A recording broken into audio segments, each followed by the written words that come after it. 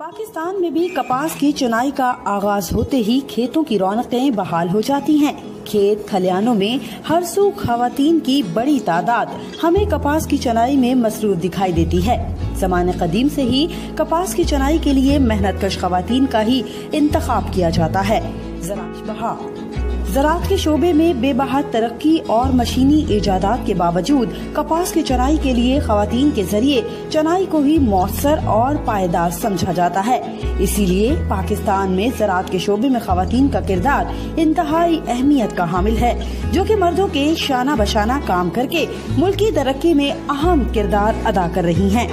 कपास की चुनाई के लिए खवातीन गिरोह की शक्ल में काम करती हैं और सुबह से शाम तक मुनासिब मिकदार में चुनाई करके माकूल उजरत कमा लेती हैं। कपास की चुनाई के दौरान जहां मेहनत और लगन से काम करने वाली खवातीन ज्यादा मजदूरी कमाती हैं, वहीं इतनी खवातीन के इकट्ठे होने से मुकामी मसाइल पर बातचीत और खुशगपियां भी खूब सुनने को मिलती हैं।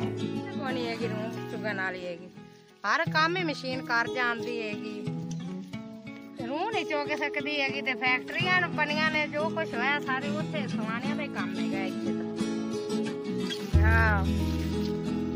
शाम तक की चुनाई को इकट्ठा करने के लिए मर्दों का सहारा लेना आम रिवाज है, जो किसी बड़ी बैलगाड़ी या ट्रैक्टर ट्रॉली की मदद से चुनी गई कपास को खास मुकाम पर मुंतकिल करके इन मेहनती खवातीन की उजरत निकाली जाती है।